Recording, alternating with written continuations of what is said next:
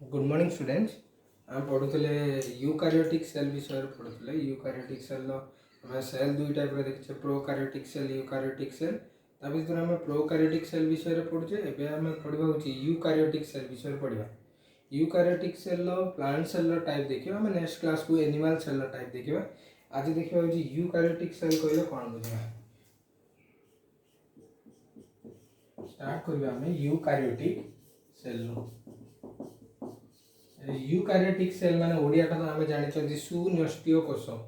सुन्यष्टीय कोष eukaryotic cell जो अच्छी तो कहीं एमती ना दिखाई ना से सेल रो निहाती गोटे डेफिनाइट न्यूक्लियस गोटे ट्रू न्यूक्लियस थी। ए ट्रू न्यूक्लियस माने कौन तार न्यूक्लियर मेम्ब्रेन थी।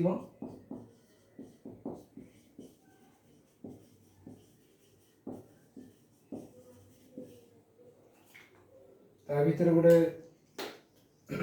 स्मॉल सब ऑर्गेनेल थी जाना होची न्यूक्लियोलस।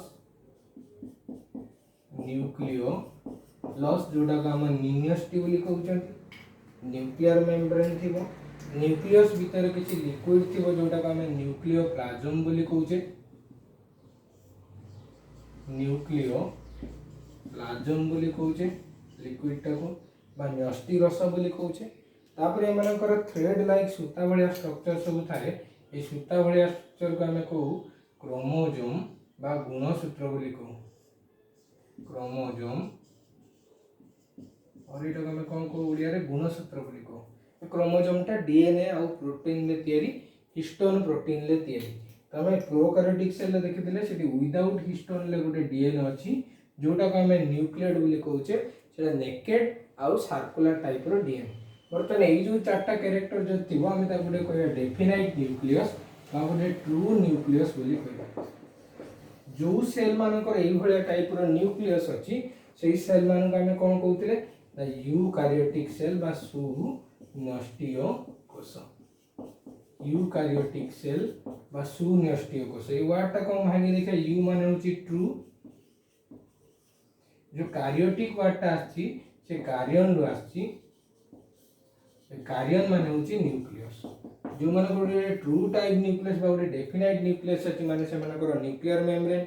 न्यूक्लियोलस, न्यूक्लियोप्लाज्म आउ क्रोमोजोम अछि सेटा को हम गोटे ट्रू न्यूक्लियस कहउचे। ट्रू न्यूक्लियस जो सेल मानकर अछि से मानको हम सुन्यष्टीय कोष बोली कहउचे। यूकारियोटिक सेल बा सुन्यष्टीय कोष हम देखिले। तो वर्तमान देखियो होची जो यूकारियोटिक सेल मेन दुईटा टाइप रो बहुत टाइप रो यूकारियोटिक सेल अछंती। ता भीतर आम केवल फोकस करी पड़िया प्लांट सेल आउ एनिमल सेल विषय रे। तो आज आम पढ़िया कौन ना यूकारियोटिक प्लांट सेल गोटे केमिति देखिया। तो यूकारियोटिक सेल टाइप देखिबा बहुत प्लांट सेल और एनिमल सेल विषय देखिबा। फास्ट आम देखिबा आज यूकारियोटिक प्लांट सेल। गोटे प्लांट सेल विषय देखिबा। गोटे प्लांट सेल विषय देखिबा। प्लांट सेल मानकर से माने परस्पर सहित जोड़ी की थांती। सेमानकर शेप जदि आम देखिबा से माने पॉलीगोनल शेप एमिति सेमानकर स्ट्रक्चर। तो मु एटा पूरा काटी साइला परे काटिले तमे माने सब सुविधा हो कने मु मझी रे ब्रेक करबी ए मानको। एबा पॉलीगोनल शेप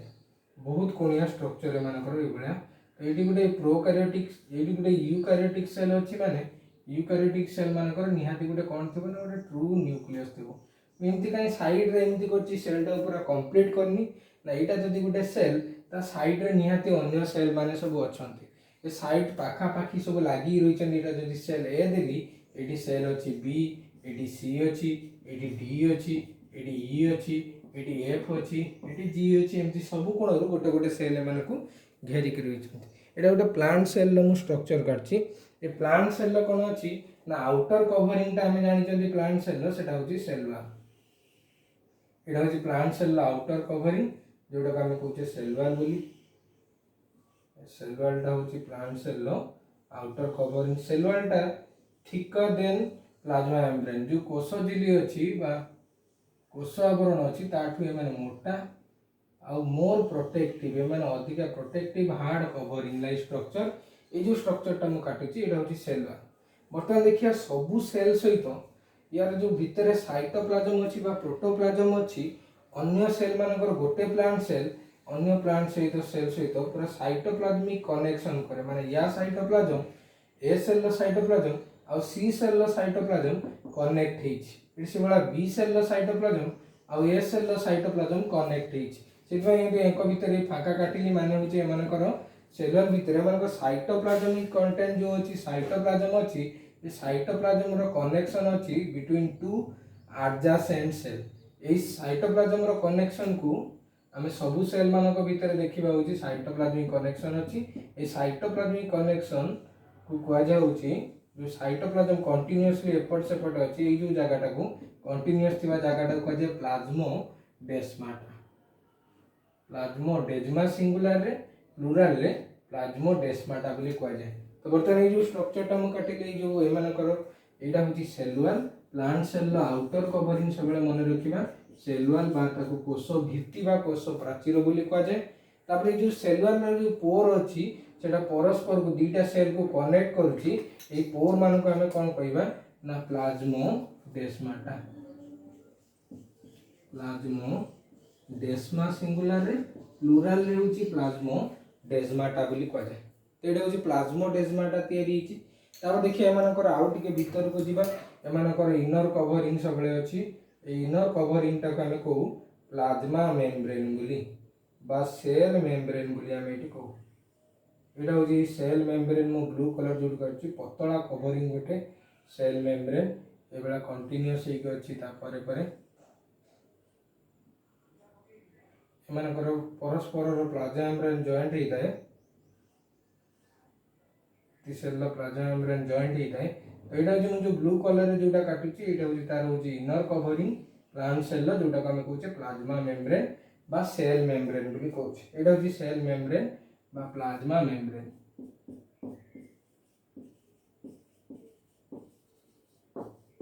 ए जो प्लाज्मा मेम्ब्रेन बा सेल मेम्ब्रेन अछि ता भीतर जो लिक्विड अछि सेटा को जे प्रोटोप्लाज्म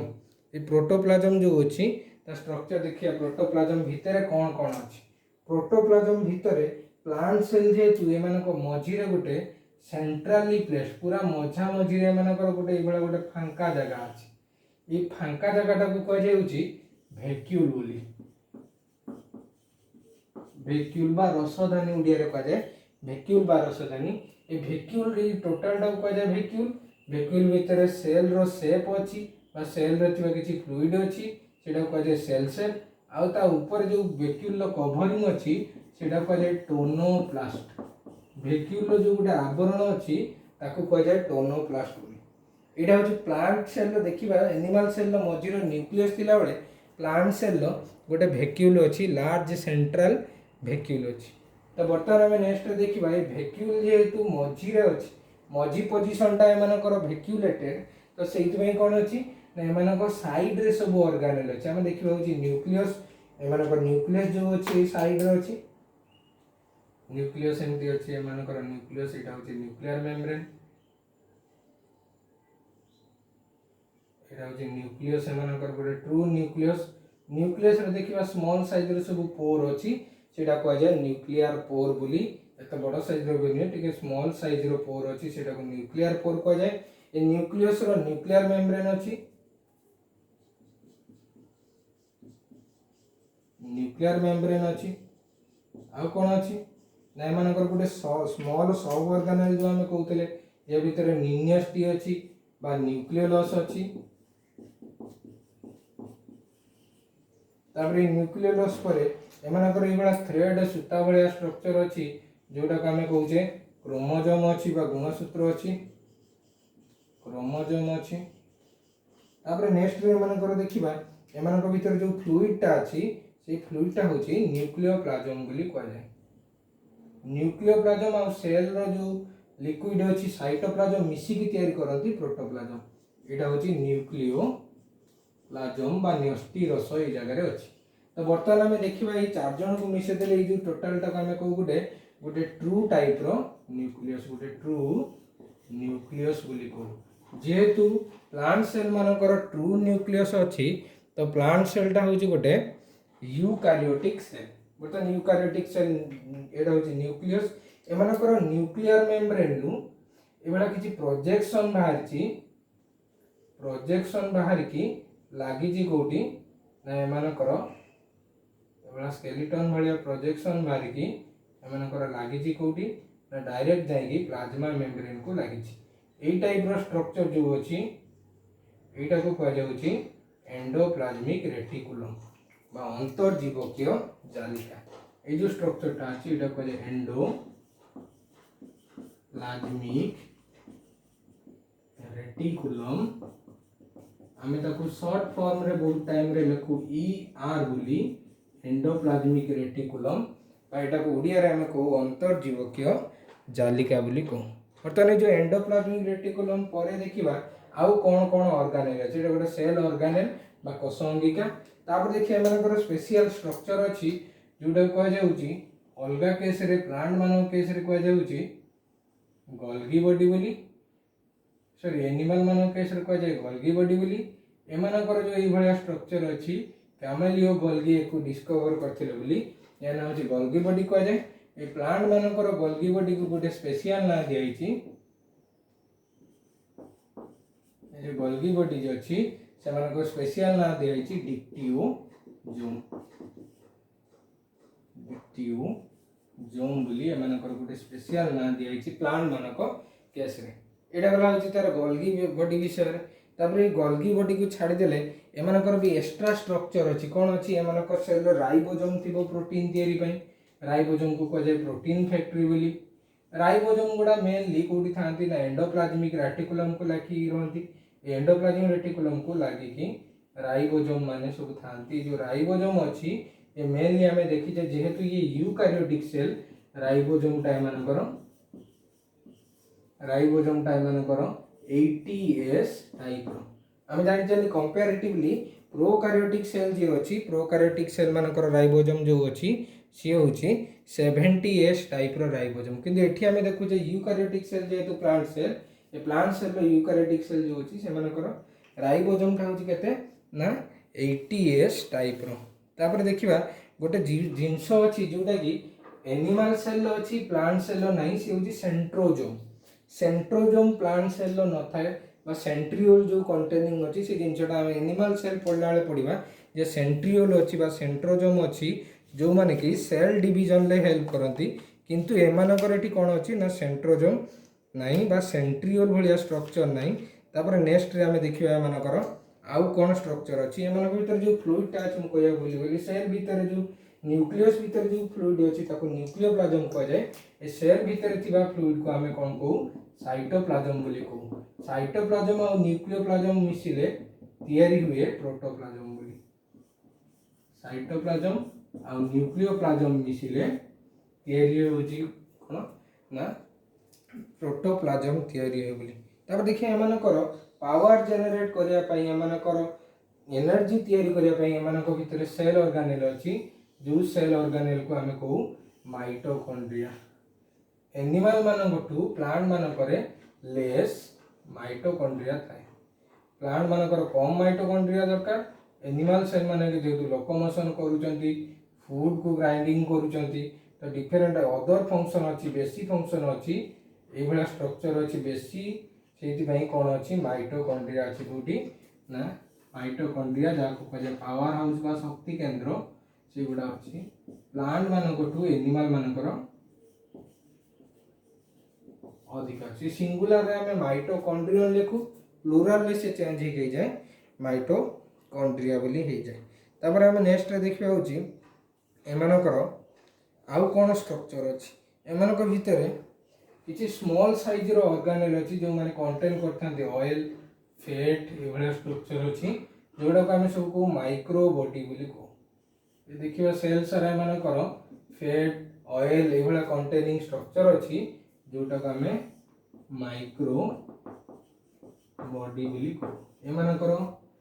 साइटोस्केलेटन अच्छी माइक्रोफिलामेंट तैयारी से स्ट्रक्चर आम काटबानी बर्तमान साइटोस्केलेटन किसी दरकार नहीं काटिबा तो बर्तमान नेक्स्ट में देखिए एमानकर गोटे स्पेशल स्ट्रक्चर अच्छी जी कि एमानकु अलगा करी रखे का पाखरु एनिमल सेल मान पाखरु सी होची प्लास्टिड जो प्लास्टिड अच्छी से स्ट्रक्चर को आम देखिए प्लास्टिड मोर ग्रीन कलर पेन नाइन ना मुझे सियोर ग्रीन कलर काटी था तुम मैंने सब ग्रीन कलर काटो एमानकर ये स्पेशल ग्रीन स्ट्रक्चर अच्छी जोटा को कह जाए हरित लवक बा प्लास्टिड गोटे टाइप रो प्लास्टिड रो ना होची क्लोरोप्लास्ट गोटे टाइप रो प्लास्टिड ये वाला स्ट्रक्चर अच्छी गोटे टाइप रो प्लास्टिड रो ना होची क्लोरोप्लास्ट सीटा लिखि देली क्लोरोप्लास्ट बा हरित लवक थिबो जिगु सेति में प्लांट सेल टा कोन देखा जाए ग्रीन देखा जाए क्लोरोप्लास्ट होची गोटे टाइप रो प्लास्टिड प्लास्टिड डिफरेंट टाइप रो अच्छी ता भीतर क्लोरोप्लास्ट बा हरित लवक थिबा जिगु प्लांट टा कोन देखा जाए ग्रीन कलर देखा जाए एटा होची गोटे प्लांट सेल रो डिटेल स्ट्रक्चर एटा होची गोटे typical structure of typical plant cell typical वाटा काई आमे लगै छथि द जनरल बुल लगै छथि सब प्लांट सेल रो सब जिंस थाई पारे न थाई पारे किंतु हम जदि कॉमन ऊपर देखिबा एवरेज नै देखिबा सब प्लांट सेल मानकर एई भलिया स्ट्रक्चर अछि तो एटा होची हमर प्लांट सेल ऊपर नेक्स्ट क्लास को नेक्स्ट वीडियो रे हम देखिबा जे मानकर एनिमल सेल रो स्ट्रक्चर केमिति एनिमल सेल और प्लांट सेल भितर डिफरेंस कोन प्रोकैरियोटिक और यूकैरियोटिक सेल भितर डिफरेंस कोन आम एनिमल सेल पढ़ सारा पढ़ा।